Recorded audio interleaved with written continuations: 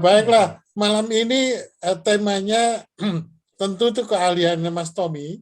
Oleh sebab itu pasti menarik. Ini pasti menarik karena berkaitan dengan apa namanya yang dikonsultani oleh Mas Tommy. Jadi nanti kita akan dengarkan dengan cermat. Tapi sebelumnya saya ingin tahu nih dari owner atau dari pemilik sekolah kita ini, sebenarnya apa hubungannya soal soal apa nih Eksekusi. eksekusi dengan karakter. Nah, itu apa Oh, hubungannya dulu biar teman-teman juga clear malam ini iya. sesuai dengan judul sekolah kita, Sekolah Kader Bangsa tentang karakter. Ya, Mas betul, Gus jelaskan dulu sambil Iya. nanti Mas Tommy bisa mengkaitkan dan teman-teman juga nanti bisa sumbang saran. Silakan Mas Gus. Ya, baik. Terima kasih, Mas Heri. Assalamualaikum warahmatullahi wabarakatuh. Waalaikumsalam. Salam sejahtera, salam sehat, salam bahagia untuk warga SKP Wassalim yang saya cintai, saya hormati. Saya ingin juga mungkin menyampaikan kepada teman-teman yang barangkali baru bergabung di acara hari ini, ya. Mungkin tahu visi dan apa sih SKP Wassalim ini diadakan begitu kira-kira. Saya kira kami merasa bahwa tantangan bangsa Indonesia ke depan ini adalah masalah kepemimpinan. Itu poinnya. Jadi di Indonesia ini sejak reformasi banyak kita melihat terlahir para pemimpin-pemimpin baru, khususnya di daerah-daerah itu, yang ternyata kalau menurut asumsi para pemikir atau para jurnalis dan sekarang, mereka dipilih oleh orang-orang yang belum berpendidikan banyak. Artinya orang bodoh melahirkan pemimpin baru. Nah, ini yang konteksnya. Nah, sehingga saya melihat ini perlu percepatan pendidikan di Indonesia ini. Sehingga kualitas pemimpin yang dilahirkan oleh kita sebagai bangsa itu semakin bermutu atau terbaik. Gitu ya. Nah, masih banyaknya masyarakat yang belum memahami tentang proses kepemimpinan ini, sehingga SKP Wassalim ingin mendorong pendidikan adalah bagian penting untuk dipercepat pertumbuhannya agar masyarakat Indonesia menjadi pintar sehingga mampu menghasilkan pemimpin yang berkarakter sesuai harapan bangsa. Nah, kalau melihat kajian-kajian dari berbagai media atau buku-buku yang saya baca, dan sekarang ini banyak beredar narasi-narasi yang saya pikir tidak membuahkan hasil yang positif menurut saya, karena banyak pertentangan-pertentangan justru dimunculkan. Sebetulnya siapa sih musuh kita yang sebenarnya saat ini, Mas Heri? Masalahnya. Jadi saya kira musuh kita bukan apa ya, kan karena kita berbeda agama, karena ada perbedaan suku, karena ada perbedaan apa namanya latar belakang kita dengan orang lain, ya. Mungkin juga bukan karena latar belakang latar belakang kehidupan masing-masing bangsa, gitu ya. Tapi saya melihat bahwa sekarang ini musuh kita adalah ketidakadilan. Musuh kita adalah koruptor. Musuh kita adalah keserakahan. Musuh kita adalah hedonisme. Kalau saya mengatakan begitu. Ini yang harus kita kikis habis di negeri ini. Ya. Tapi saya berpikir, nanti kita termasuk di situ nggak ya? Ini menjadi persoalan. Jadi saya mikir ya jangan sampai warga SKP yang betul-betul kita bangun dari mulai saling ketok tular, saling mengingatkan, ya itulah musuh kita. Nah, mari kita dalam kaitan ini saya selalu mengingatkan bahwa ternyata persoalan utama adalah kepemimpinan. Nah, untuk itu malam ini sengaja kita hadirkan seorang coach, ya. Karena seorang pemimpin itu hasilnya adalah karena dari tumpukan eksekusi yang beliau lakukan. Kan begitu. Ini hasilnya. Nah, bisa jadi masalah melahirkan pemimpin ini tidak mudah ya. Karena saya tadi bilang SKP ini hanya ingin mendorong ya, dan berperan dalam mendorong generasi muda Indonesia untuk memiliki hasrat yang kuat untuk menjadi pemimpin yang berkarakter. Nah ini, jadi kita ini kumpul di sini para senior, bagaimana mendorong anak-anak muda memiliki hasrat menjadi pemimpin yang berkarakter.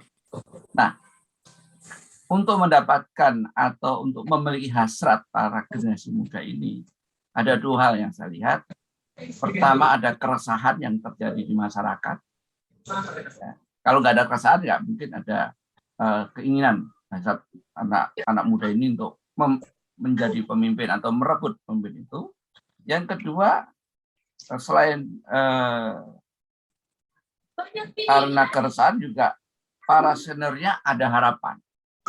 Nah, jadi harapan dan keresahan ini harus kita munculkan atau kita sampaikan kepada anak bangsa bahwa inilah yang kami harapkan, inilah yang kami resahkan, gitu ya, dari muncul hasrat anak-anak muda.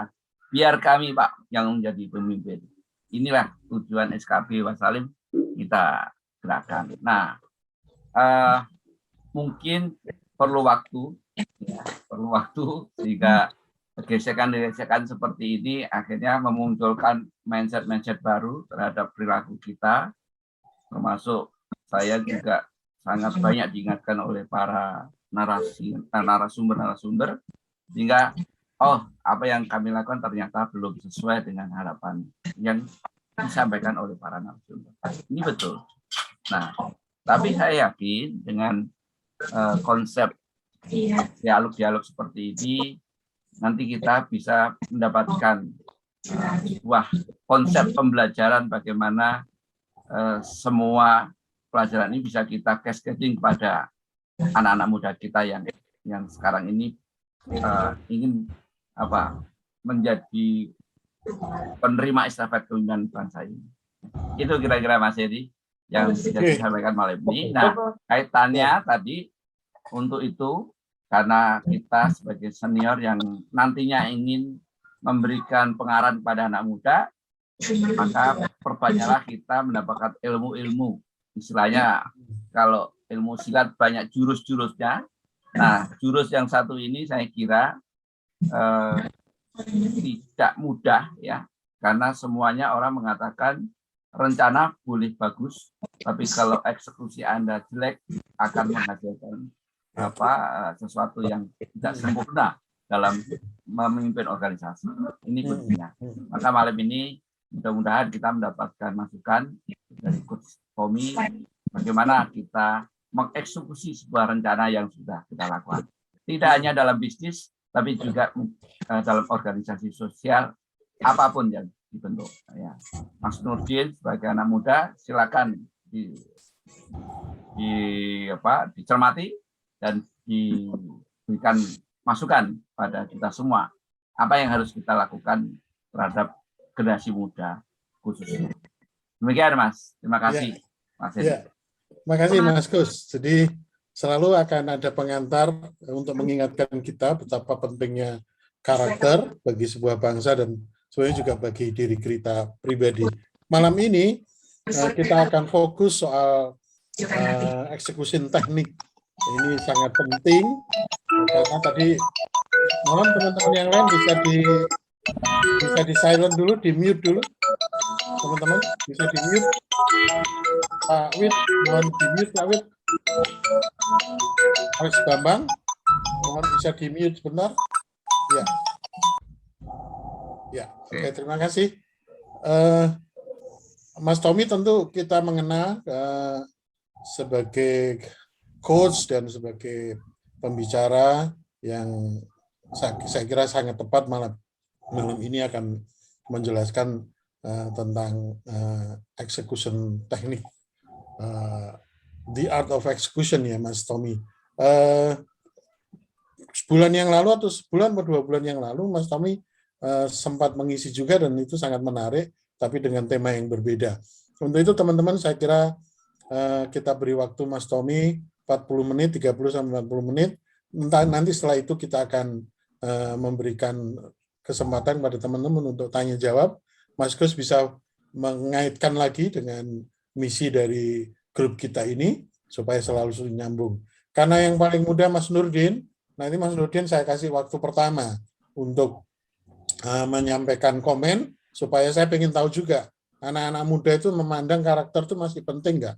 Jangan-jangan yang tua-tua doang Mas Gus yang anggap karakter itu penting gitu. Tapi kalau saya lihat justru generasi milenial itu sangat komit terhadap idealisme, value dan lain-lain. Jadi ini sangat menarik. Saya kira demikian pengantarnya Mas Tommy. Saya persilakan ke Mas Tommy 30 sampai 40 menit. Silakan Mas Tommy.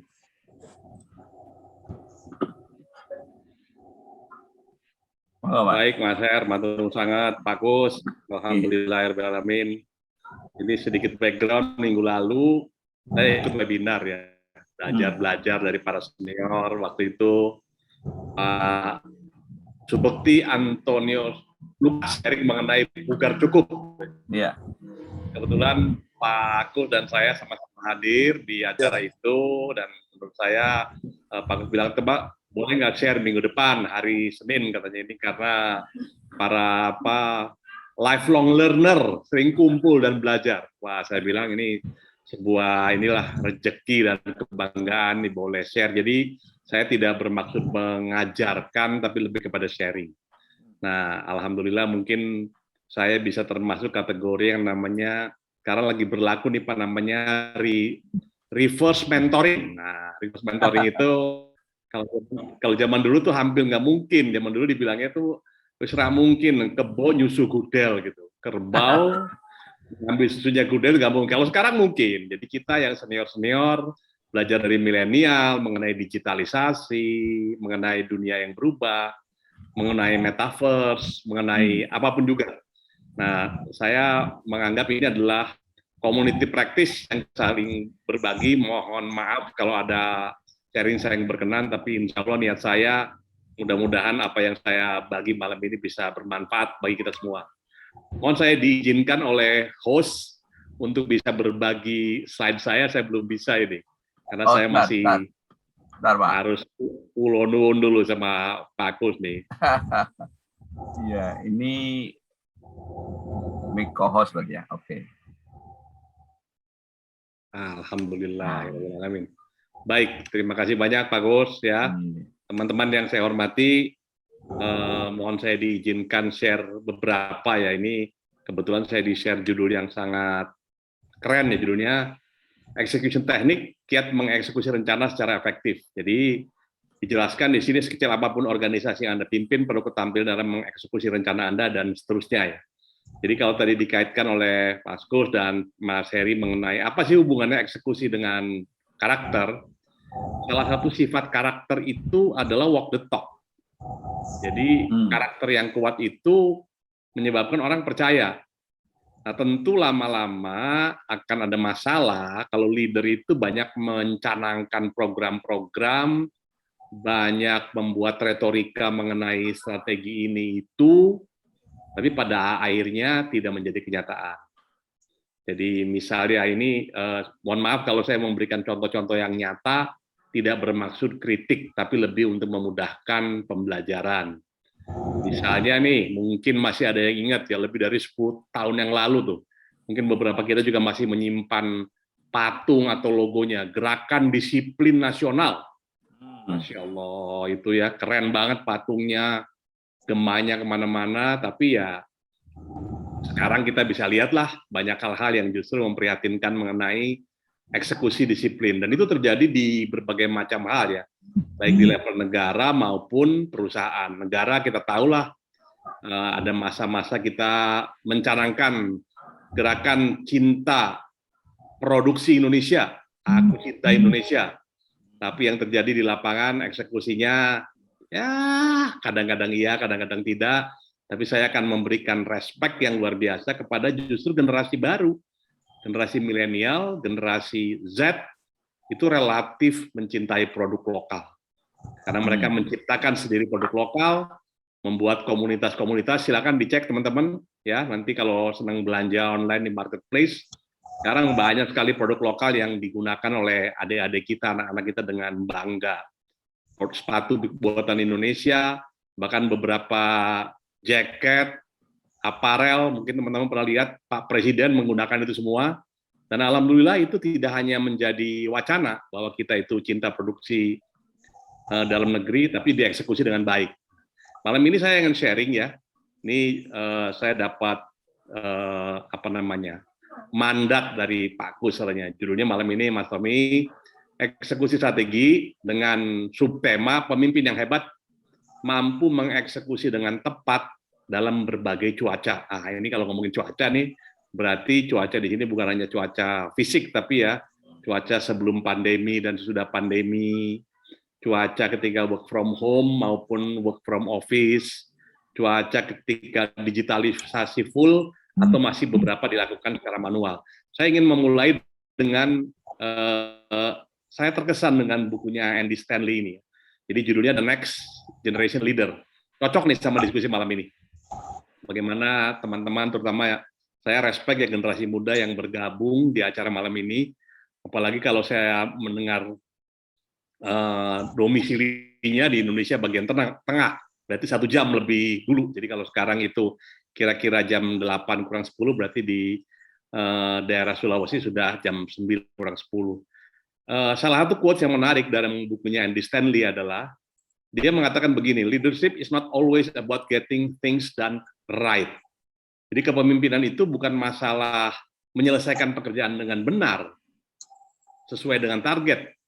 Tapi yang nggak kalah penting adalah leadership is about getting things done through other people.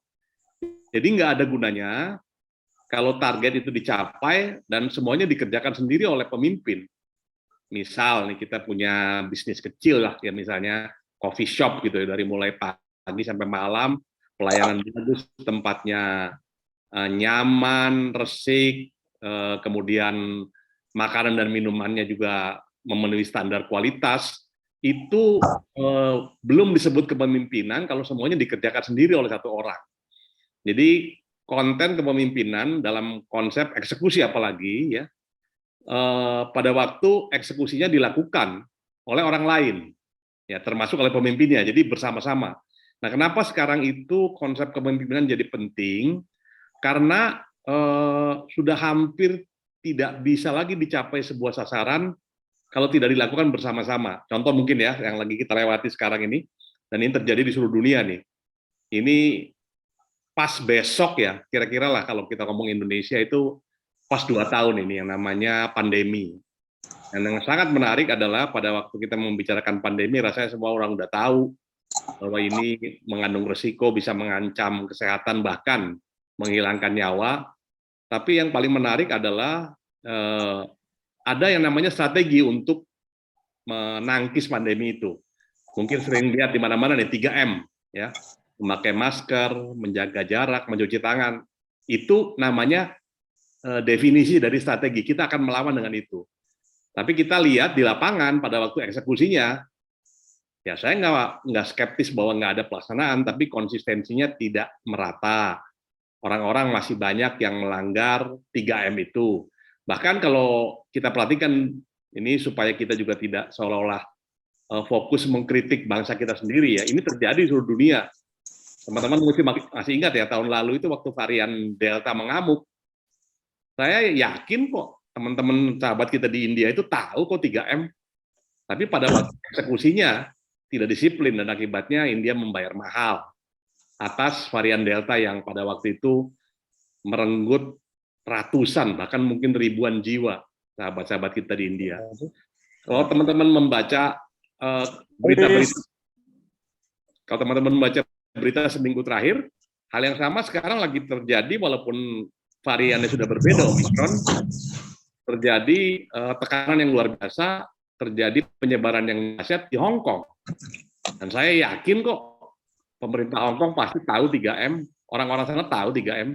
Tantangan adalah leader meyakinkan dan memastikan bahwa eksekusi strategi itu dilakukan orang-orang, semua dari kita dilakukan.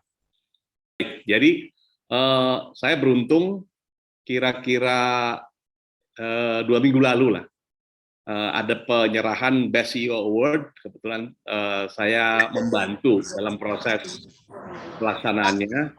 Ini salah satu sharing yang disampaikan oleh Pak Yahya Setiatmaja, Direktur Utama BCA ya. Jadi sebagai gambaran, beliau sharing bagaimana BCA melakukan turnaround yang luar biasa 2019, 2020, dan 2021. Bayangin 3 tahun in a row ya. Jadi dari 2019 dari 2019 ke 2020 booking pinjaman mereka hanya tinggal 5%. Saya bayangin ya. Jadi kalau tadinya booking pinjaman 100 tinggal 5 gitu di tahun 2020. Tapi yang mengesankan buat saya ada di tahun 2021 yang baru berlangsung 2 bulan yang lalu, BCA telah kembali dengan bookingnya menjadi 120, artinya lebih tinggi daripada sebelum pandemi. Nah, pertanyaannya mungkin ini yang menjadi bahan diskusi kita ya, berkaitan dengan eksekusi juga gitu ya. Kalau tadi kita merasakan betapa sulitnya kita itu menerapkan eksekusi melawan atau mencegah pandemi, ini contoh yang menarik, sebuah organisasi yang cukup kita kenal berhasil melakukan turnaround dalam waktu tidak sampai 2 tahun. Jadi beliau menjelaskan bahwa konsep leadership yang perlu kita adopsi ke depan, penting nih ya, ada yang namanya sebelah kiri ini disebut dengan traditional teams ya. Traditional team itu adalah pemimpinnya 1 orang, project manager, lead, team lead ya, kemudian ada 7 orang anggota timnya. Nah ini kan disebut dengan traditional teams, artinya motor atau lokomotif atau eksekusi itu bertumpu di tim leader atau di pemimpin. Jadi saya ngasih analoginya ini mirip tradisional tim ini kalau kita naik kereta api ya, lokomotifnya 1, yang lainnya gerbong, mati gitu. Jadi kalau misalnya lokomotif berhenti ya seluruh kereta api berhenti. Kalau lokomotifnya mogok ya semua gerbong nggak ada yang bergerak. Jadi kalau lokomotif dilepas itu gerbong itu nggak kemana-mana. Jadi fokusnya betul-betul bertumbuh kepada si pemimpin. Sementara yang dilakukan oleh BCA dalam waktu kurang dari 2 tahun adalah mereka merubah cara berinteraksinya dalam eksekusi dengan menyebut the agile teams ya. Jadi menarik adalah peran dari pemimpin, masih ada pemimpinnya, tidak menghilang. Ya, tadinya jadi project manager, team lead, tapi beliau menjadi yang disebut dengan servant leader facilitator. Tetap ada, tapi membantu, memudahkan anggota tim yang 7 orang ini untuk mengeksekusi strategi, dan mereka sifatnya self-organizing. Nah, saya ingin kaitkan dengan analogi saya mengenai kereta api tadi ya. Kereta api itu bisa berjalan dengan 1 engine, dengan 1 pemimpin, dengan 1 tenaga, sementara yang lainnya itu, maaf saya menyebutnya adalah dummy ya, kalau nggak ditarik ya nggak bergerak gitu. Itu hanya bisa berlaku kalau ada rel. Karena kalau begitu rel tidak ada, maka mekanisme ini nggak akan jalan. Ataupun kalau jalan luar biasa beratnya, kecepatannya akan sangat lambat. Nah, kita sekarang masuk ke era di mana relnya tidak ada. Kita bergerak ke arah-arah, mencari arah-arah baru. Silakan dibahas gitu ya.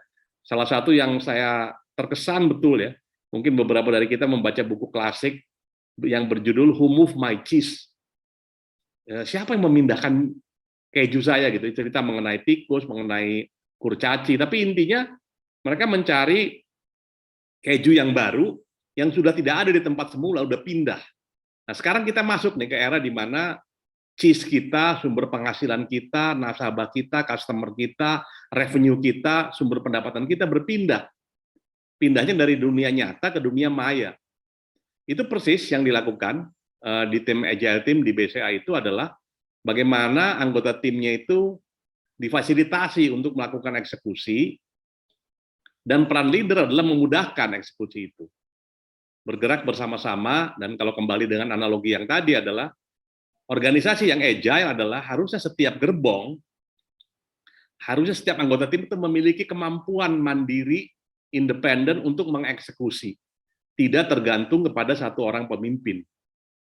Nah, mungkin topik kita malam ini membantu kita berpindah ya, dari project manager team lead yang sifatnya pakai tradisional, bagaimana kita berubah menjadi servant leader facilitator. Ada beberapa prinsip yang ingin saya share, tapi izinkan saya memberikan semacam bagan sederhana, karena eksekusi itu kaitannya dengan result, dengan hasil yang ingin dicapai. Jadi hasil yang ingin dicapai pada dasarnya tergantung dari dua faktor ya, faktor yang bisa kita kontrol dan faktor yang tidak bisa kita kontrol. Result yang dicapai atas sebuah usaha, kita harus tetap memperhitungkan ada faktor yang tidak bisa kita kendalikan. Contoh misalnya ya, alhamdulillah kalau kita bicara bulan Desember gitu, angka COVID Indonesia sudah melandai dan sangat rendah. Tapi kita nggak bisa kontrol datangnya varian Omikron. Nih, varian Omikron itu adalah sesuatu situasi yang nggak bisa kita kontrol. Apa yang bisa kita kontrol? Yang bisa kita kontrol adalah bagaimana kita melakukan tindakan yang berkaitan dengan strateginya apa nih, dan bagaimana mengeksekusinya. Alhamdulillah, menurut saya ya, karena kita masih segar diingatan kita menghadapi varian Delta yang sangat dahsyat, segera diambil langkah-langkah yang luar biasa, dan kita mesti apresiasi begitu ada varian baru muncul, kemudian orang-orang yang bepergian dari luar negeri atau orang dari luar negeri yang datang ke Indonesia membawa virusnya, diaturlah strateginya. Kemudian seperti kita ketahui semua, PPKM ditingkatkan lagi levelnya, sekolah tatap muka dikembalikan dulu sementara, belajar dari rumah, kemudian beberapa dari perusahaan dengan sangat disiplin mulai menggunakan work from home. Dan ini yang saya ingin katakan bahwa strategi untuk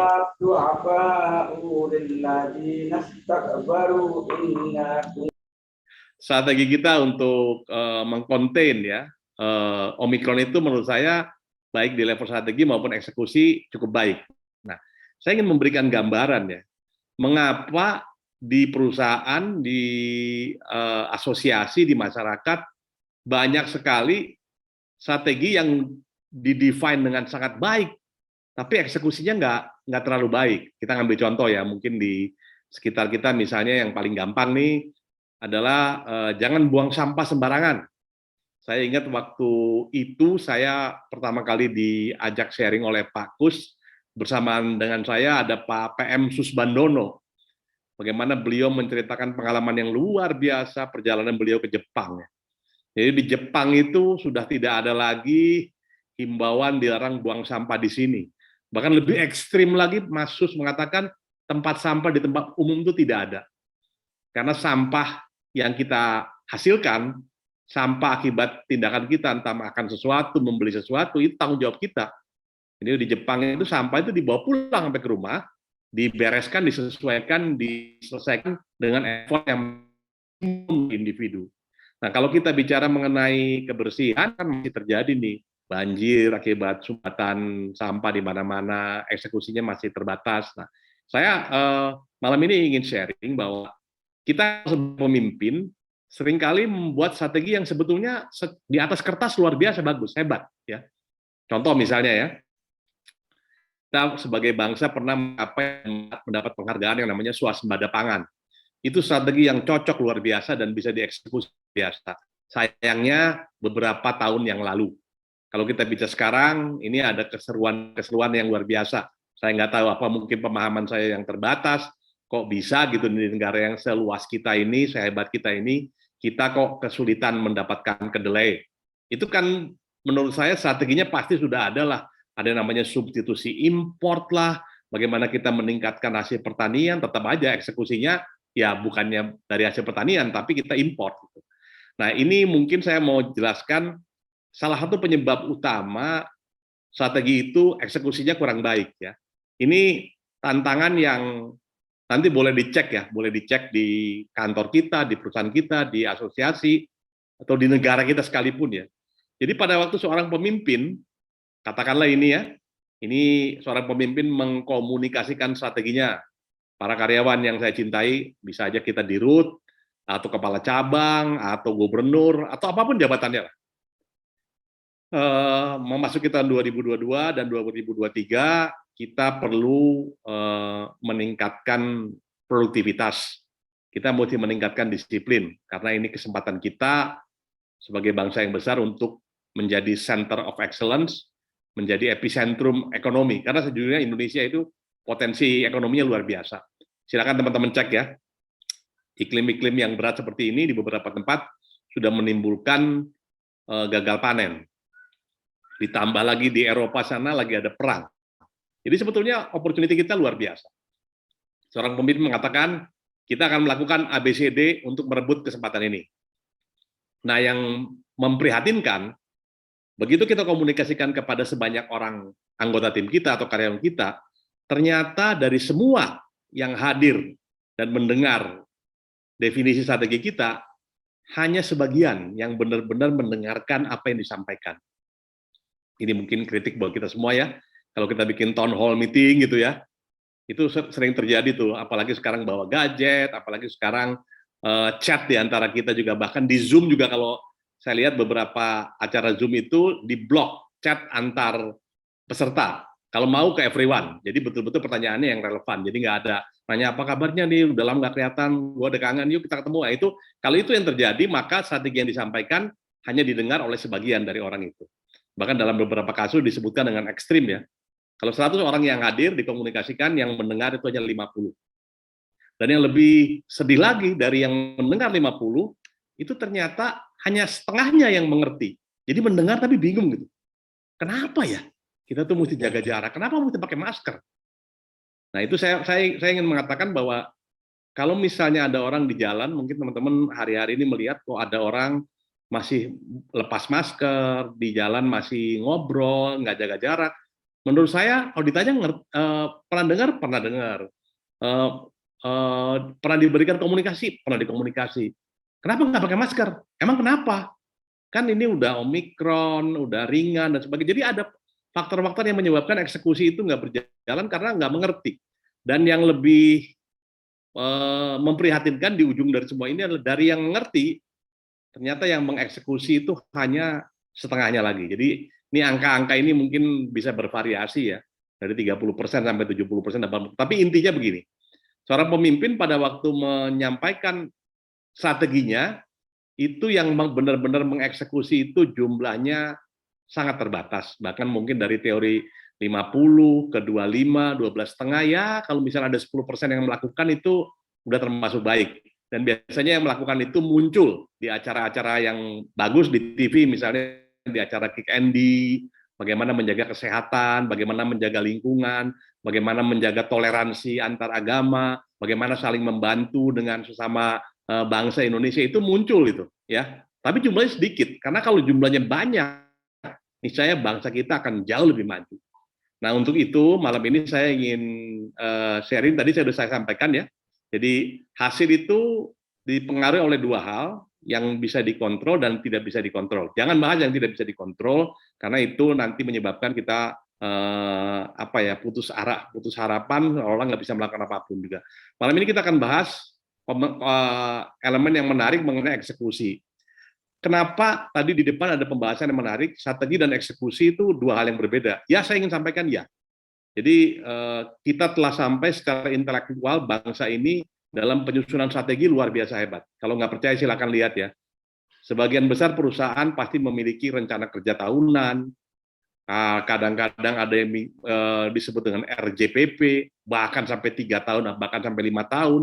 Strategi yang akan dilakukan didefinisikan dengan luar biasa. Tapi pada waktu laporan pertanggungjawaban di akhir periode, itu ya saya nggak mau skeptis, tapi ada beberapa strategi yang didefinisikan dengan bagus, tidak bisa dieksekusi dengan mulus. Mungkin analogi yang paling gampang kalau kita nonton acara olahraga di TV gitu, atlet-atlet kita bertanding, kalau ngomong strategi pelatihnya luar biasa, udah sangat clear. Pada menit kesekian akan begini, kita akan ganti pemain, kita akan bertahan, kita akan menyerang dan sebagainya. Tapi tidak jarang strategi itu pada akhirnya pada waktu eksekusinya kedodoran. Nah ini seorang teman membuat jokes katanya. Kenapa strategi sama eksekusi itu seolah-olah dua hal yang berbeda di olahraga? Karena kadang-kadang pelatih mengatakan di atas kertas dengan materi pemain kita menang. Nah, jadi strategi itu adanya di atas kertas. Masalahnya eksekusi itu di atas rumput, di atas lapangan gitu. Nah, malam ini saya akan share beberapa tips ya, yang nggak berani bicara detail, tapi setidaknya kita sebagai praktisi, sebagai profesional bisa menangkap beberapa butir kunci bagaimana kita melakukan eksekusi strategi yang baik. Kita mesti pahami dulu bahwa eksekusi strategi itu pada dasarnya ada dua hal ya. Jadi eksekusi strategi yang sifatnya tindakan sang pemimpin. Jadi satu kali tindakan pemimpin, maka eksekusi itu berlangsung. Apa contohnya?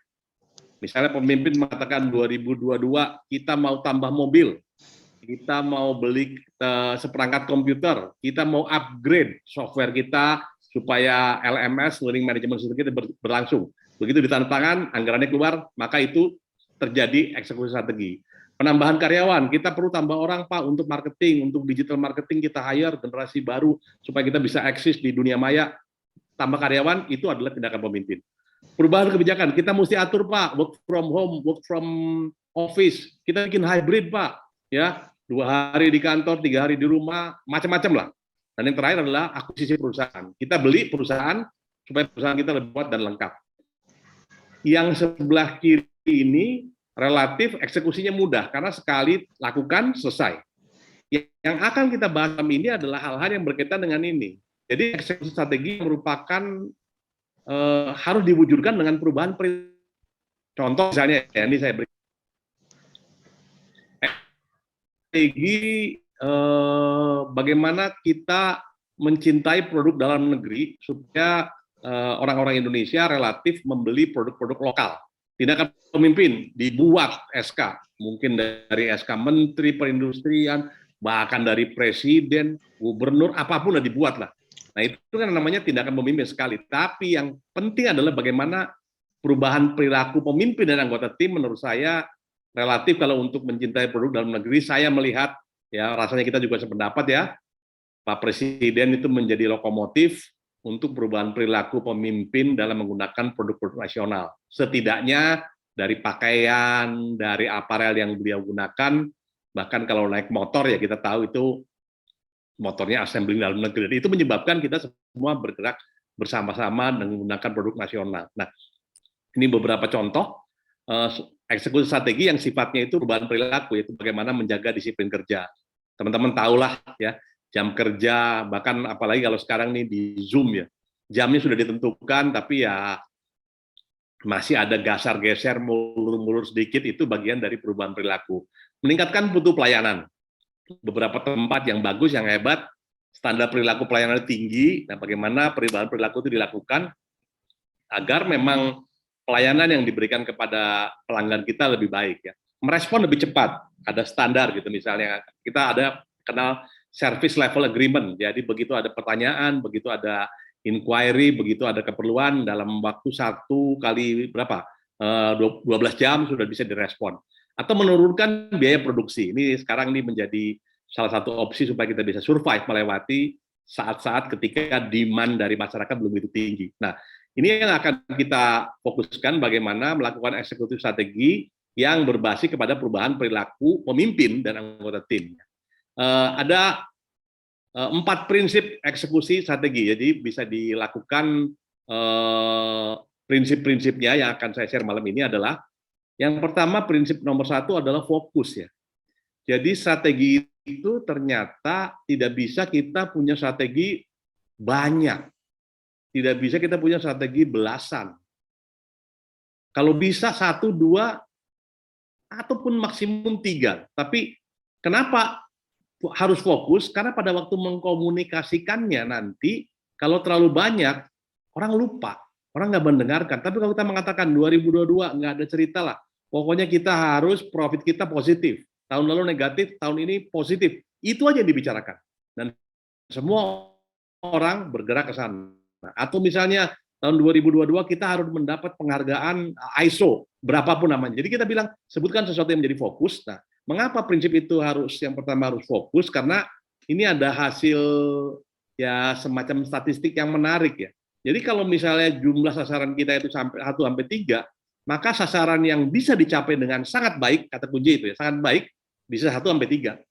Tapi begitu sasarannya kita naikkan menjadi 4 atau 10, maka sasaran yang bisa dianggap sangat baik turun. Tadinya 1 sampai 3, tinggal 1 sampai 2.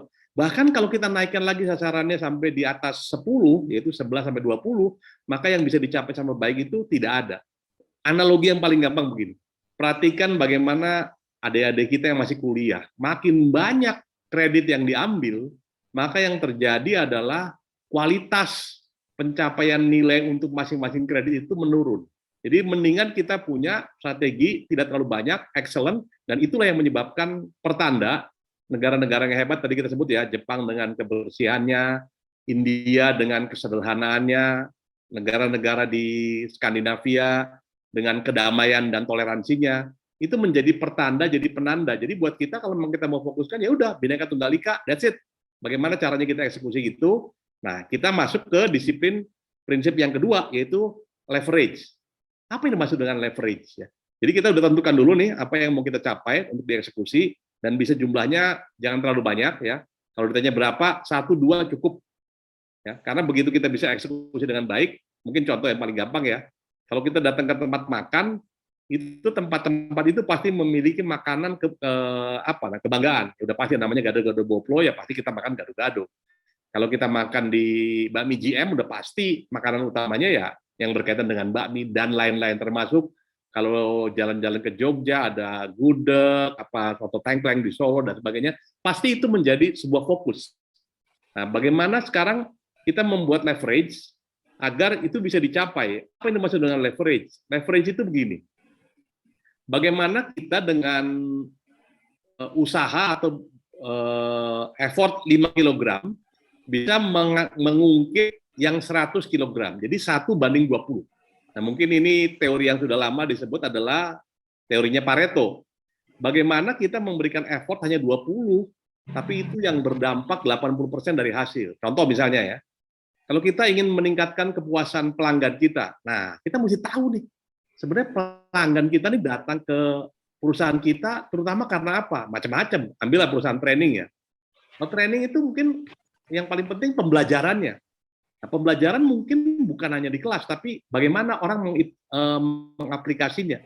Bagaimana aplikasinya pada waktu tim sales, targetnya tercapai. Berarti itu yang mesti kita lakukan, fokus di sales, karena itu kekuatan kita.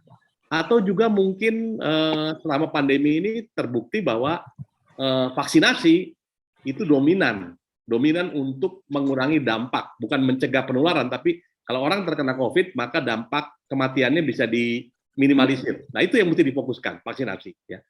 Kemudian prinsip yang ketiga adalah engagement. Bagaimana membuat, karena ini kan yang mendeliver kan anggota tim kita, bagaimana membuat anggota tim kita engage untuk mencapai target yang diinginkan. Mungkin ini bisa dijadikan pertimbangan ya.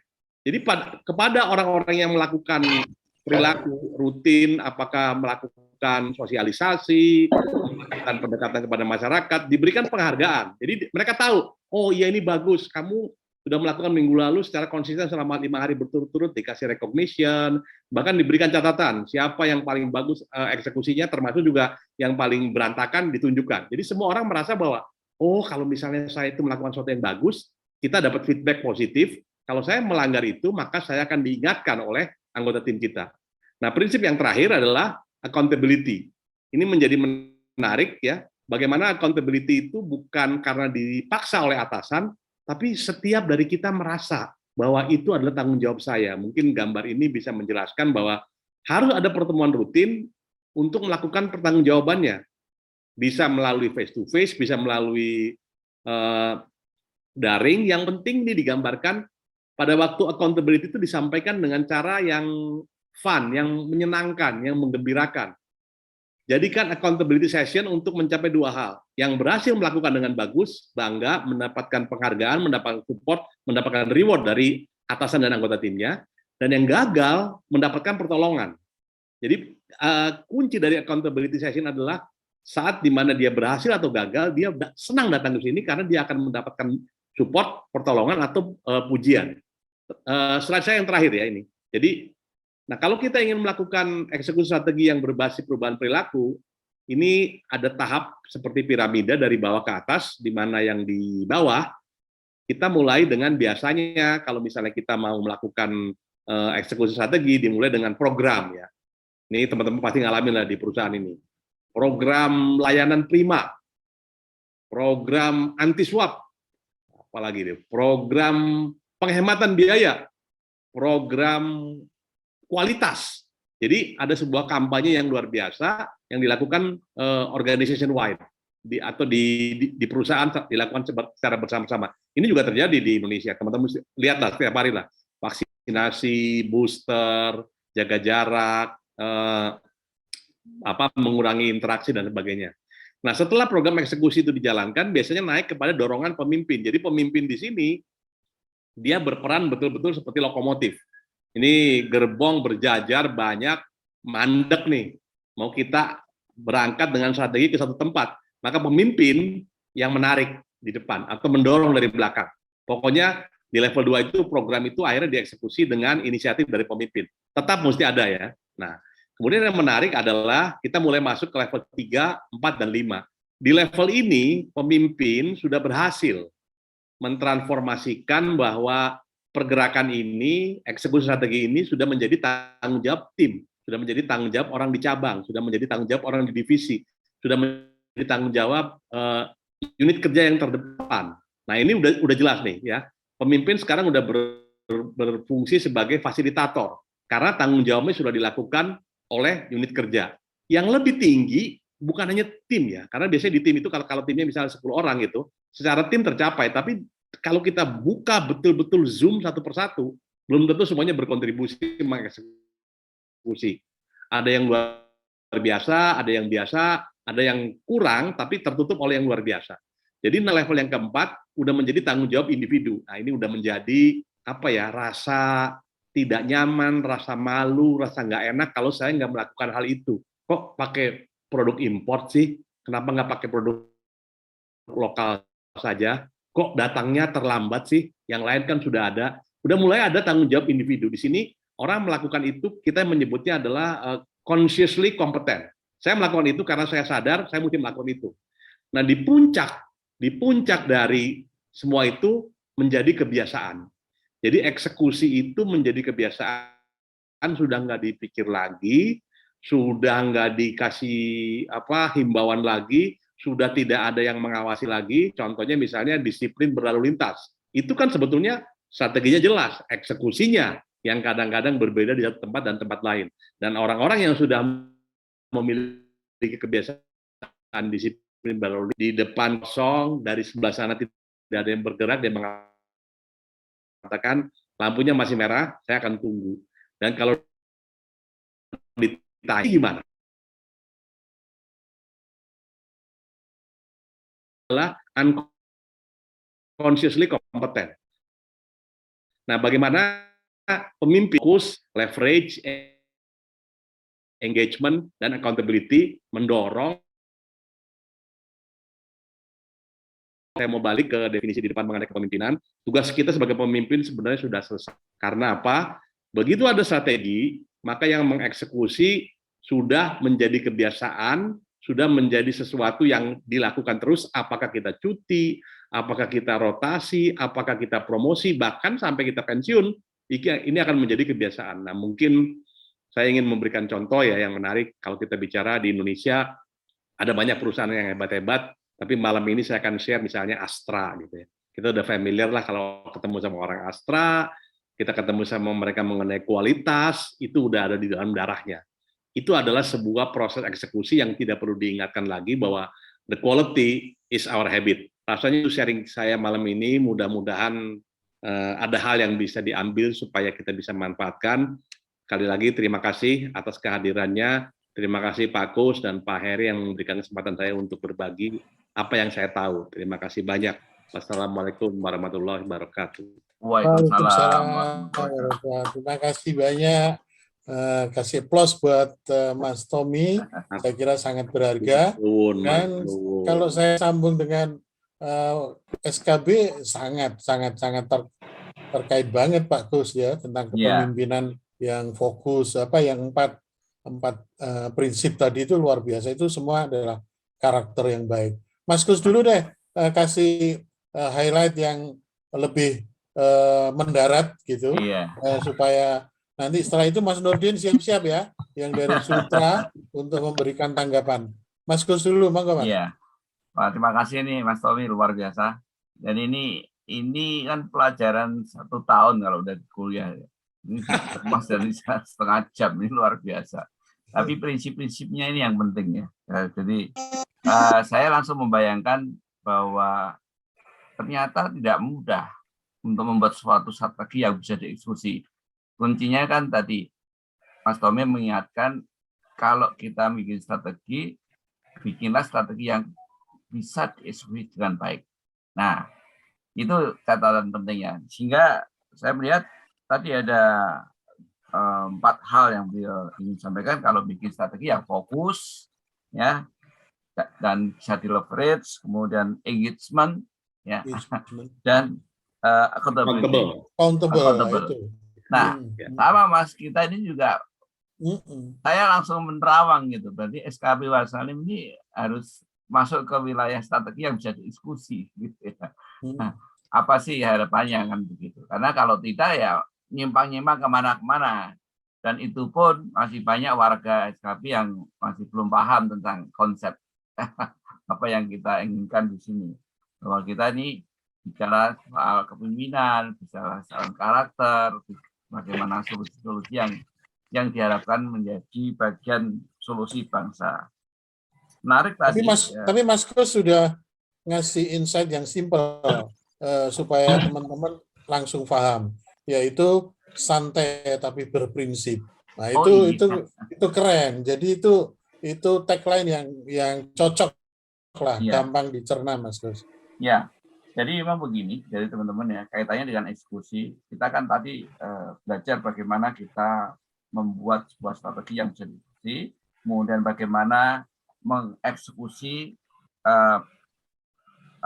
berbagai macam strategi. Tadi kan dengan 2 hal ya, ternyata kan menurut Pak Tommy bahwa dalam mengeksekusi itu ada beberapa tahap tindakan pemimpin dan perubahan perilaku. Nah ini nih, saya tertarik dengan perubahan perilaku ini yang menjadi concern SKB sebetulnya.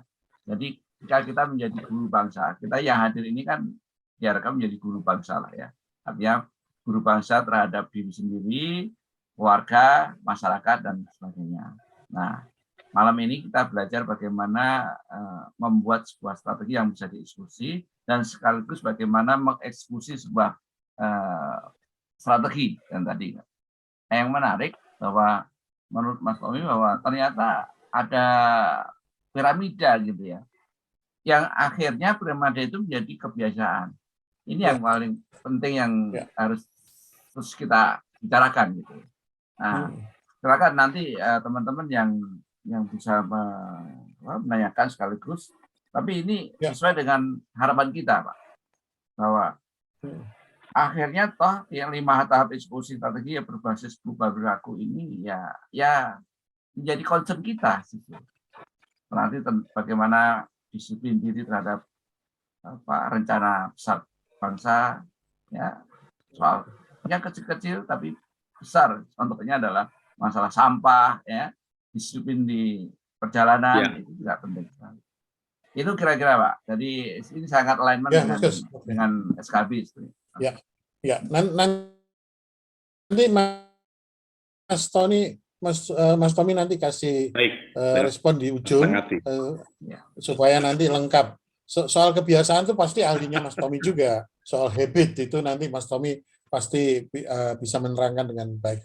Mas Nurdin dulu, saya pengen tahu dari anak muda dari Sulawesi Tenggara ya tadi. Silakan Mas. Sulawesi Barat, sorry. Mas Nurdin? Barat betul. Sulawesi Barat, Mas Nurdin. Ayo Mas. Saya pengen tahu gimana kesan dan komen Anda terhadap yang disampaikan Mas Tommy tadi. Silakan Mas Nurdin. Kemana ini Mas Nurdin? Halo Mas. Mas Nurdin. Jangan-jangan udah tidur nih Mas Tommy kan jam 10. Belum ya? Malam ya. Saya pindah dulu kalau gitu, nanti habis ini ke Mas Nurdin lagi. Siapa yang ingin menyampaikan dulu? Saya lihat tadi ada ibu-ibu satu. Bu Nita, Bu Nita mau menyampaikan sesuatu? Silakan. Bu Nita, monggo Bu Nita. Selamat Oke, silakan malam, Bu Nita.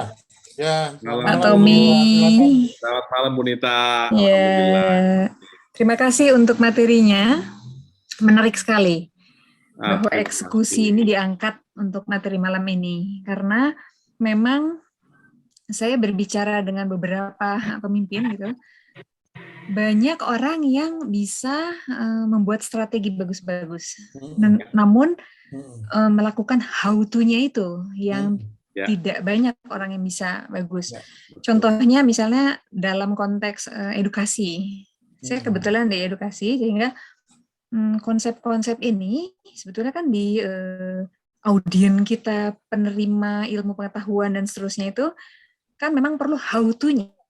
Dan eksekusi ada di how to-nya, Pak. Nah, ini menarik sekali karena gini, strategi yang bagus ini ketika how to-nya tidak paham, teknisnya dan skill-nya tidak dikuasai, akhirnya memang tidak sampai. Sehingga perlu sebuah skill untuk interpretasi, mengartikulasikan. Bagaimana saya ingin ini mendapatkan pandangan dari Pak Tommy. Terima kasih Pak Tommy. Menarik tuh Mas Tommy. Itulah makanya seringkali di pemerintahan itu perlu orang-orang teknik itu Bu Nita yang bisa lebih detail. Jadi yang orang sosial-sosial itu bagian politik yang umum-umum. Nah itu perlu orang-orang teknik yang menjelentrehkan apa yang diomong-omongkan itu. Mas Nurdin, saya balik lagi. Mas Nurdin adalah Mas Nurdin. Wah, saya pengen dengar dari Ada anak Pak muda. Victor, Anak mudanya hilang. Mas Victor. Hah? Pak Victor, ada Pak Victor. Oke, Pak Victor. Monggo Pak Victor. Pak Hari, silakan Pak Hari. Oh, Pak Hari. Monggo. Pak Hari Victor, silakan. Nah, ini senior kita ini. Wah, ini udah makan pengalaman banyak. Ini monggo Pak Hari Victor. Ya, terima kasih. Jadi yang diutarakan Pak Tommy tadi sebetulnya sangat-sangat menarik ya. Kemudian Pak Kus tadi sudah mengawalnya dengan sempurna. Menurut saya itu kita ini memang yang kelemahan kita. Kalau tadi saya kaitkan dengan pertanyaan pendidikan itu, kita ini kan tidak terbiasa Pak. Tidak terbiasa dari awal ya. Bagaimana fisik, mental, disiplin. Ini kelemahan bangsa kita. Coba kalau ke kantor sakit-sakitan, ya, kemudian cari alasan apa saja untuk itu. Jadi fisiknya nggak siap. Mental itu tadi, kalau kita ngomong tanggung jawab itu seolah ya dilepaskan pada orang lain.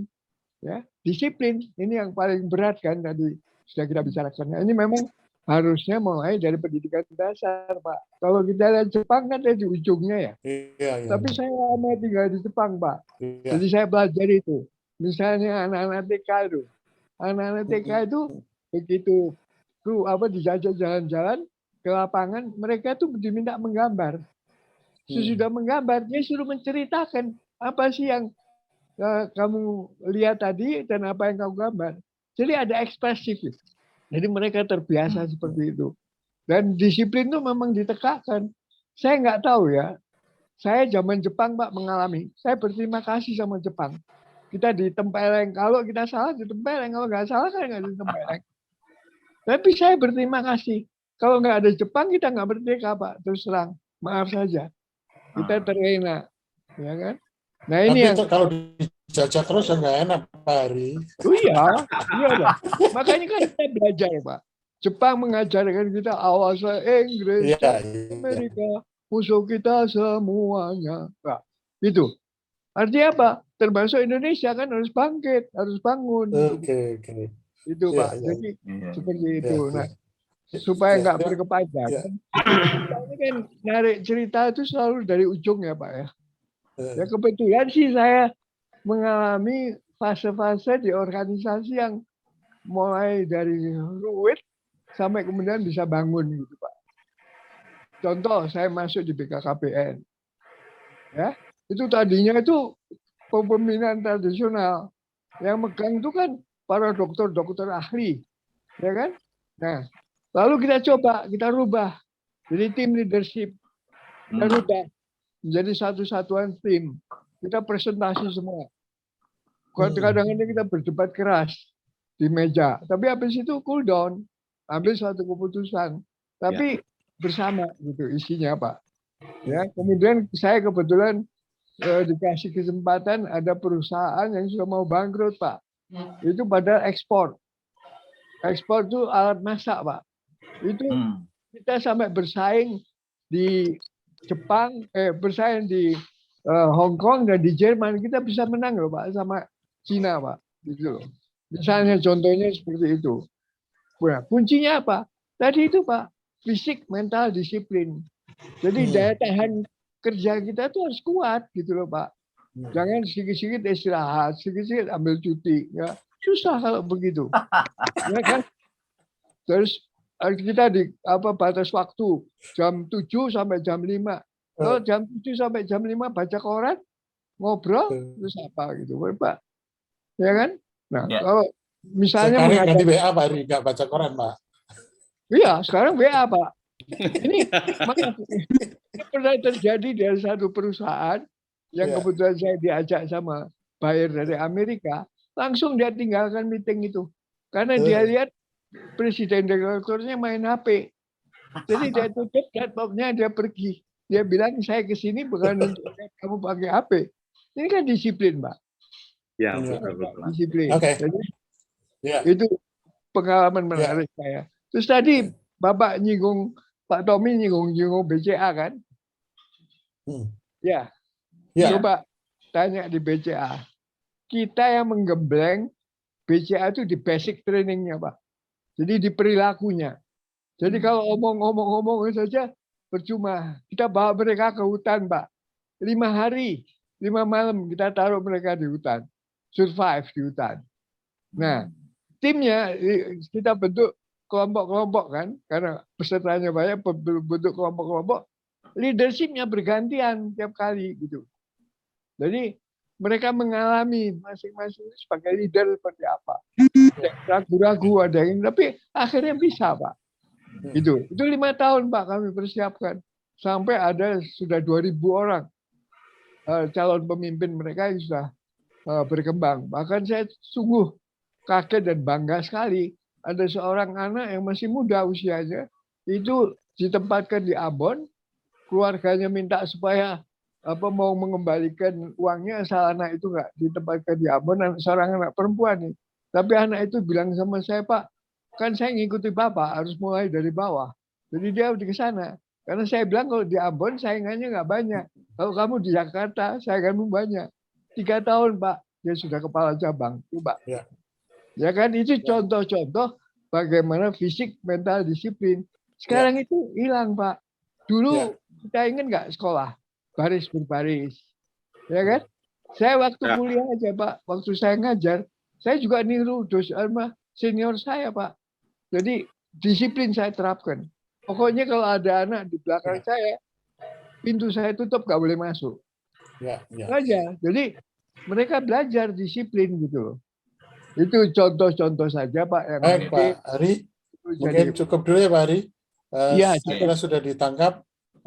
Tadi sebagai generasi senior Mas Tommy, itu fisik, mental, disiplin, itu sudah mendarah daging. Mungkin 3 orang tadi itu dikomen dulu Mas. Ada satu lagi Pak Heri. Nanti. Soeharto nih Pak Soeharto Iranu. Oh iya, silakan. Pak Harto, silakan. Ya, makasih Pak Gus, Pak Heri, Pak Tommy, luar biasa ini tadi materinya. Makasih Bu. Ya. Jadi ada hal yang menarik ya tadi terkait dengan perbedaan tradisional tim dengan agile team. Ya, betul. Nah, yang ingin saya minta mungkin perjelas lagi yang terkait dengan agile team ini Pak. Jadi apakah bentuk organisasi atau apakah semua bentuk organisasi bisa diterapkan agile team ini? Misalnya seperti di korporasi Pak. Nah korporasi itu kan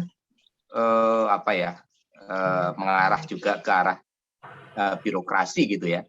Nah, apakah model agile team ini bisa diterapkan di sana gitu ya, sehingga nggak terlalu terlihat leadernya, tetapi dia ikut berkontribusi di situ.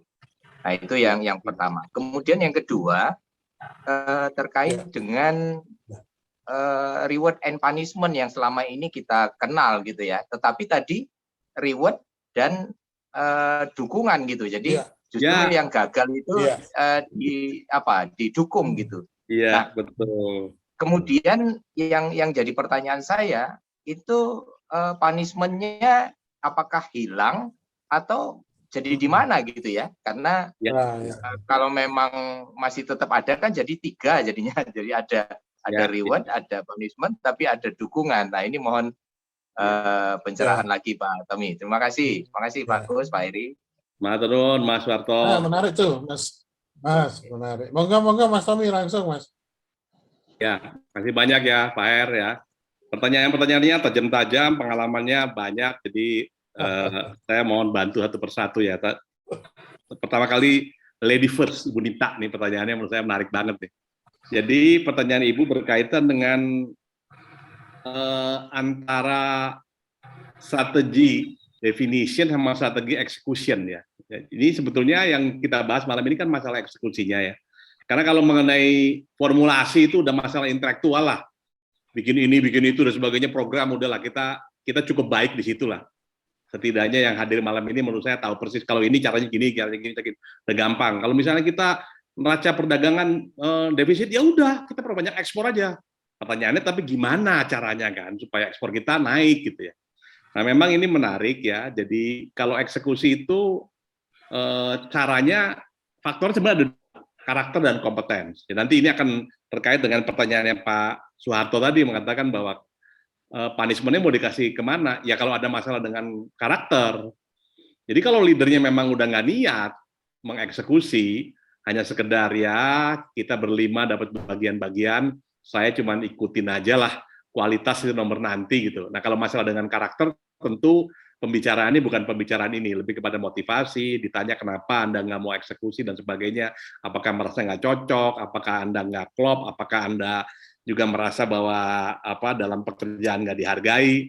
Yang kita bahas malam ini sebetulnya adalah tadi persis itu how to. Jadi saya udah pengen nih melakukan sesuatu, tapi bagaimana cara melakukannya? Contoh mungkin yang paling klasik gini. Mohon maaf ini contoh yang rasanya cukup umum dan orang, saya ini pengen menurunkan berat badan gitu ya. Alasannya macam-macam ya. Mungkin pengen pakai baju yang lebih mantesi gitu ya, atau kata dokter ini kalau pengen sehat ya berat badan mesti turun. Rasanya secara niat udah sama semua nih. Tapi pertanyaannya kan selalu bagaimana caranya menurunkan berat badan. Nah, kita bicara nih mengenai teknik yang udah kita tahu lah. Pokoknya yang muslim setelah azan maghrib jangan makan apapun juga, hanya boleh minum. Minum kan buat kesehatan, tapi minumnya pun air tawar. Minum sirup, jangan minum es cendol, apalagi es durian. Nah, itu nggak ada gunanya itu. Ya. Jadi nanti berhenti. Itu namanya teknik. Nah, tadi yang kita bahas mengenai fokus, mengenai leverage, mengenai engagement, mengenai accountability, itu teknik. Contoh misalnya, kalau saya sebagai petugas air traffic control di Bandara Soekarno-Hatta, silakan dicek, setiap menit itu pasti pesawat yang mau turun itu lebih dari 1. Ya. Fokus, nggak bisa kita turunkan lebih dari 1. Kalau kita turunkan silakan Citylink arah sini, Garuda sini, turun bareng-bareng ya bisa kecelakaan. Jadi fokus itu, walaupun 3 yang mau turun, 1 dulu turun. Udah aman, udah taxiway, silakan turunin lagi. Jadi ini adalah konsep-konsep yang sederhana, supaya orang itu waktu mengkonsumsi, menjalankan eksekusi itu simple. Jadi fokus itu mengatakan bahwa kalau kita punya target misalnya 7, ya oke, tapi kan setahun. Kerjain ini dulu yang 1 nih, udah mulai stabil, udah mulai oke, baru masuk ke target yang kedua. Itu yang berkaitan dengan fokus. Engagement juga sama. Apa sih faktor yang menentukan mudahnya pesawat itu landing dengan selamat? Ya kita bilang udah, kalau udah ditentukan pesawat A yang turun, tolong sampaikan ke ground handling, siapkan pathway-nya dikosongkan, yang bagian taxiway melakukan, dan itu dikawal sampai landing. Saya mungkin karena pertanyaan yang bagus dari Bu Nita itu berkaitan dengan edukasi, saya ingin sharing dikit Bu Nita, mudah-mudahan bisa membantu ya. bulan November tahun 2021 saya kebetulan diundang ke Bali karena saya alhamdulillah diundang untuk sharing dengan para direktur. Ini sangat spesifik karena pendidikan juga. Kemudian ada salah satu diantaranya adalah meningkatkan minat bergabung ke politeknik dari lulusan sekolah, bisa SMA, SMA. Jadi politeknik itu tidak sepopuler sekolah umum pada waktu menerima para pelamar atau siswa yang baru. Pertanyaan saya, kenapa bisa begitu? Karena kami itu sudah kampanye, Pak, dari direktur, dosen senior, datang ke sekolah-sekolah, setiap tahun datang, ayo masuk ke politeknik, ada ini, ada itu, ada ini. Wah, saya bilang, itu udah bagus ya, menurut saya itu fokus ya, kunjungi, jemput bola, tahu ada program. Tapi leverage ya menurut saya, boleh dipertimbangkan nggak? Gimana kalau yang ngomong, jangan direktur, jangan dosen, tapi minta siswa, semester 3, semester 2, kan bahasa lu gue ya, asik dari ini kita bisa ada ekskul ini, kita bisa ada grup ini. Nah, pertanyaannya tadi loh, kalau misalnya nanti kita kan tadi disebutkan dengan bagus ya, Pak Sato bilang ada reward, ya ada rewardnya. Rewardnya apa?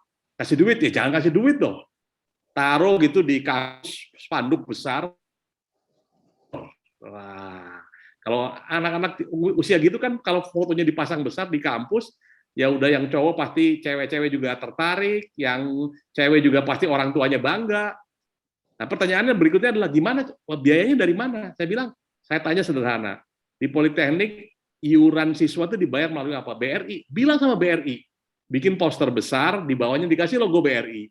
BRI menang, dikenal, siswa kita tampil, pasti minatnya akan baik. Jadi, saya setuju yang disampaikan oleh Bu Nita ya, mengeksekusi sama membuat rancangan itu dua hal yang berbeda. Nah, alhamdulillah malam ini kita berbagi tekniknya, tapi bukan untuk karakter, tapi kompetensi.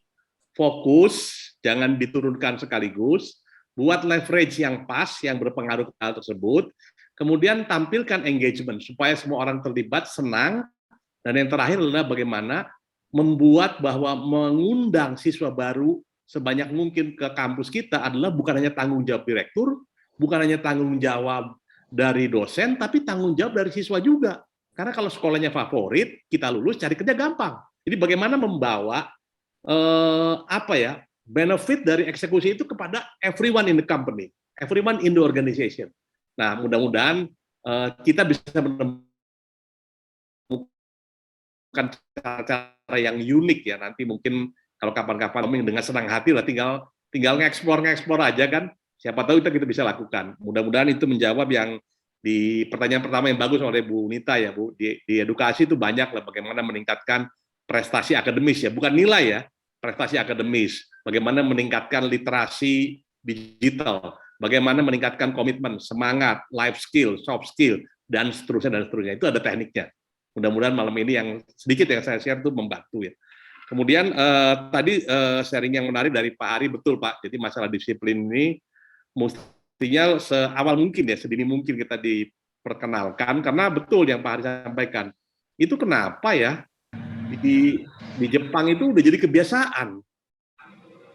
Nggak buang sampah sembarangan, itu udah rasanya kalau dia buang sampah, maaf. Seperti kalau kita misalnya buang air di jalan, ada rasa malu, Pak. Dan kita rasa malu itu karena dari bawah, dari mulai masih kecil diajarin, nggak bisa buang air sembarangan di pinggir jalan, ada tempatnya. Jadi edukasi itu kita juga bisa loh, tapi mesti dari dini sekalipun. Jadi kayak produktif, itu datang ke kantor, bolak-balik nggak produktif tuh rasanya badannya nggak enak.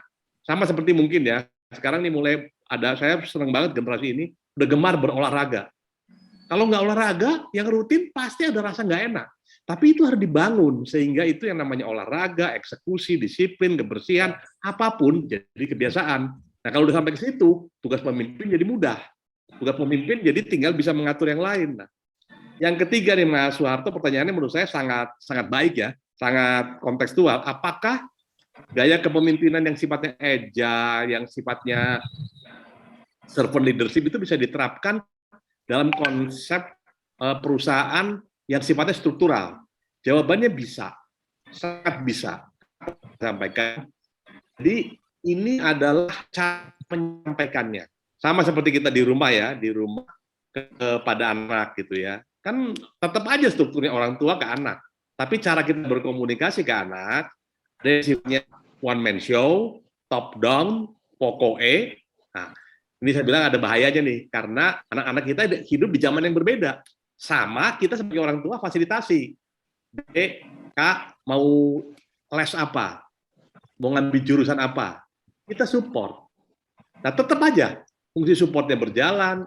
Yang pasti yang bayarin ya kita gitu, yang nggak berubah kan. Yang melakukan performance appraisal atasnya kepada bawahan. Nah, yang berbeda adalah dalam proses itu ada empowerment yang luar biasa. Kenapa saya malam ini ngomong mengenai empowerment?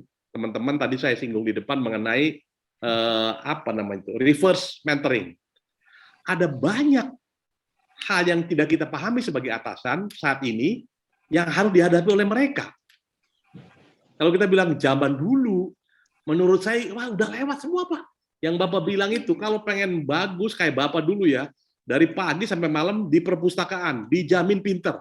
Loh Pak, perpustakaannya aja sekarang tutup Pak. Lihat kita udah terlalu banyak nih saran-saran kita udah nggak relevan. Nah, tinggal kita pegang prinsipnya.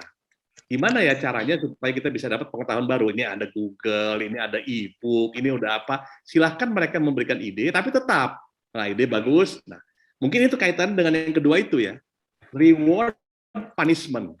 Tadi saya mengatakan bahwa punishment dalam hemat saya hanya diberikan kepada orang yang bermasalah di karakter. Karena kalau orang udah berusaha, udah pontang-panting, datang paling pagi, bikin call sehari sampai 7 kali, seminggu, 5 hari berturut-turut, 35 call dilakukan, target nggak kecapai. Jangan dipanis orang itu. Karena dia nggak punya masalah dengan karakter. Justru mesti dibantu. Nah, gimana ya? Bapak punya kenalan nih.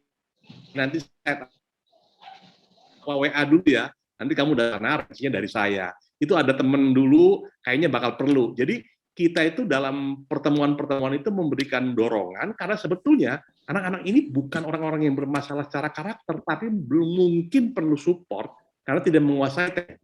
Jadi saya cenderung tidak mencakup masalah punishment dalam diskusi. Harusnya punishment sudah diselesaikan di urusan di karakter. Jadi ini kita ngomongin kalau dia berprestasi, kasih reward, kasih pujian, kasih penghargaan.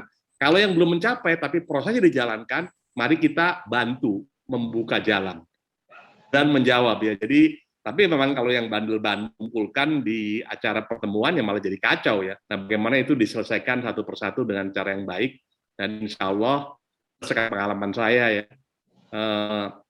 kalau benar-benar bermasalah dengan karakter, mestinya itu sudah tertangkap pada waktu rekrutmen atau sudah diberikan surat peringatan dan sebagainya. Itu ada jalurnya khusus lah. Sementara di sini kita tugas leader ada justru membangkitkan kapasitas yang selama ini ada tapi belum diberikan dengan maksimal. Mudah-mudahan membantu ya. Kalau jawaban saya terbatas Bunita atau Pak Hari, tapi anyway para senior nanya saya bersyukur banget, berarti berminat. Matur nuwun sangat. Ya. Makasih Mas Tommy. Tadi menarik Mas Gus. Jadi di ujung Mas Tommy secara tidak sengaja sebenarnya menyampaikan bahwa orang yang di punishment itu, orang yang mendapat panis yang layak dipanis itu adalah orang yang bermasalah dalam karakter. Ini cocok banget Mas Gus dengan sekolah kita ini. Jadi memang orang yang tidak berkarakter itu yang layak mendapat punishment yang Mas Soeharto tadi sampaikan. Mas, hari ini ada Pak Bambang nih, kayaknya Pak Bambang mau memberikan masukan. Kira jadi ada reward. Ya, silakan. Mungkin terakhir ya Mas Gus, ini sudah ya, kurang Pak Bambang, 8 menit silakan, closing. Selamat malam Bapak-bapak. Ya. Selamat malam Pak Bambang, salam hormat. Pak Tommy luar biasa itu dari perspektifnya. Yang saya ingin tambahkan itu ada, tadi menyangkut juga dengan pertanyaannya Bu Nita itu. How itu penting gitu ya. Dan memang di kita ini kelemahannya itu adalah di situ. Dalam arti gini, eksekusi akan mudah kita lakukan kalau kita jelas. Jadi tujuannya jelas atau spesifik, smart, kalau istilah saya itu smart, spesifik, measurable, attainable, realistic, timely. Jadi jelas itu siapa, kapan, di mana. Lah di dalam smart itu ada how. Dan itu kalau kita bisa rembuk bareng dengan anak buah, dengan teman-teman, itu akan membangkitkan motivasi. Contohnya gini, yuk nanti habis agenda ini kita jalan-jalan yuk. Pertanyaannya adalah kemana? Ngapain, di sana ada apa, itu otomatis akan membangkitkan how dan membangkitkan motivasi orang yang kita ajak.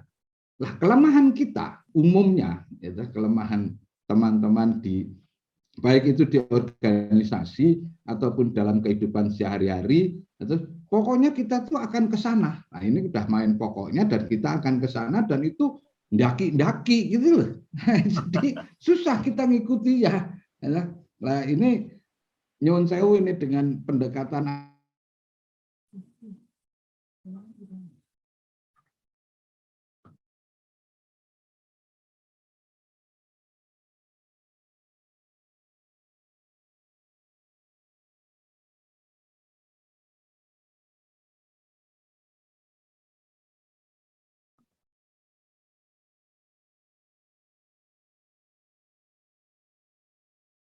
Halo? Halo? kesalahan umum yang kita pahami soal bukan reward and punishment, tetapi reward or punishment. Makanya kenapa tidak ada, sebetulnya bukan berpasangan itu. Karena harapan positif akan menyebabkan kita hasilnya juga akan positif. Makanya kenapa hukum di kita itu disebut hukum positif, bukan hukum negatif. Karena kalau kita menggunakan punishment itu berarti yang jelek dihukum, sehingga orang akan menghindari hukuman. Jadi sebetulnya konsepnya kita itu adalah positif. Makanya kenapa tadi bukan 3, tetapi sebetulnya hanya 1, positif. Jadi yang baik dipuji, yang jelek sebetulnya juga dipuji, tapi dipuji dibina. Tapi bukan dibinasakan, itu tetap positif. Kita ini kadang-kadang suka membinasakan orang. Nah, jadi itu saja Pak. Ya, terima kasih Mas Bambang.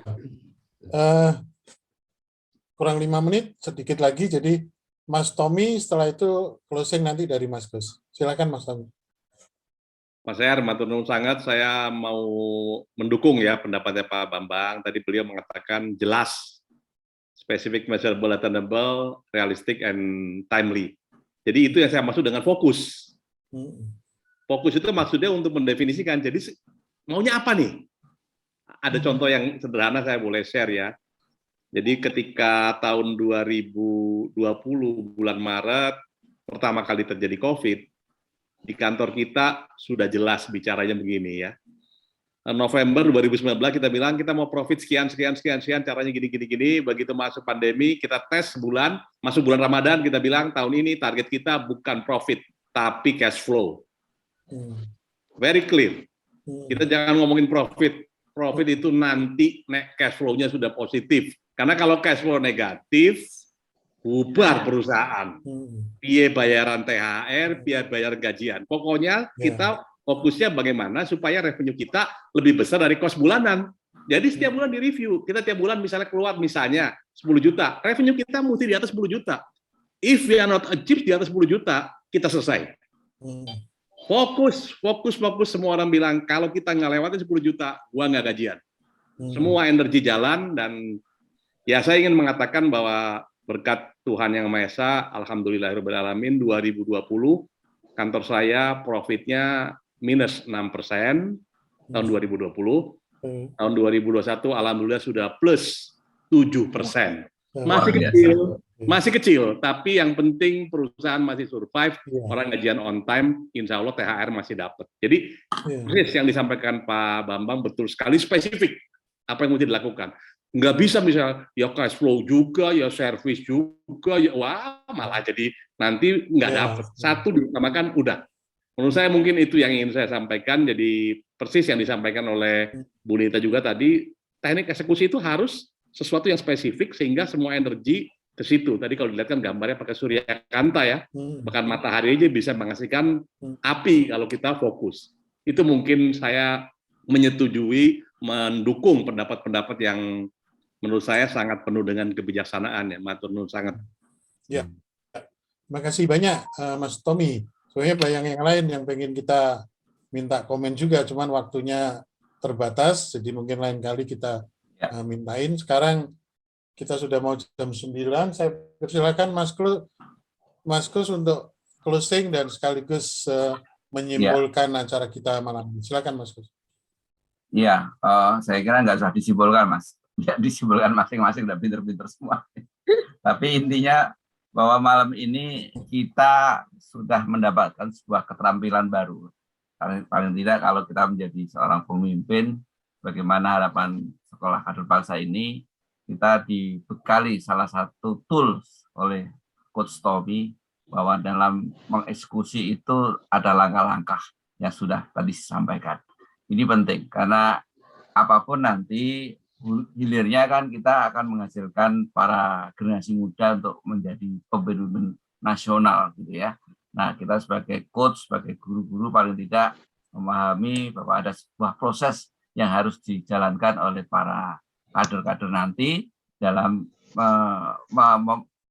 memproses dirinya menjadi seorang pemimpin. Dan saya kira kita tidak bosan-bosannya loh ini mengundang Pak Tommy sekali lagi, karena kaitannya memang sangat alignment dengan harapan Sekolah Kader Bangsa ini sendiri. Ini terima kasih juga ini dari sudah ada Pak Didi, ini ternyata dari Kalimantan Utara ya, Pak Deddy Kusnadi ya. Oke. Wow. Jadi ya alhamdulillah bisa ada yang mengikuti, mungkin karena waktunya kita terbatas. Terima kasih Pak. Iya. Ke depan kita akan cari ide-ide dan silakan barangkali nanti Pak Victor ini juga belum memberikan pejangan untuk kita, nanti kapan kita agendakan khusus nih Pak Ari. Iya, tentang karakter dan disiplin. Sharing experience saja Pak, sharing aja. Ya. Ya kan lebih baik kalau saya. Ya. Baik, terima kasih teman-teman atas waktunya dan sharingnya Pak Tommy. Sekali lagi terima kasih Mas Heri yang sudah menemani saya untuk malam ini. Pak RBS juga sudah hadir. Lain kali kita akan Pak Deddy, Bu Nita. Ya Pak. Terima kasih Pak Tommy. Pak Deddy. Terima kasih Pak Tommy. Pak Bambang. Baik, terima kasih. Saya kira itu dari saya Mas. Assalamualaikum warahmatullahi wabarakatuh. Waalaikumsalam warahmatullahi wabarakatuh. Banyak yang hadir juga, Pak Sugiono dari Jogja, Pak Dangot Hamonongan Ismail yang minggu lalu jadi berbicara. Kapan nanti Senin kita sambung lagi. Mudah-mudahan kita menjadi orang-orang yang berkarakter. Amin. Dan selalu tagline-nya Pak Kus simpel saja, santai tapi berprinsip. Itulah orang yang berkarakter. Selamat malam semua teman-teman. Sampai Selamat malam. Terima kasih. Terima kasih. Assalamualaikum warahmatullahi wabarakatuh.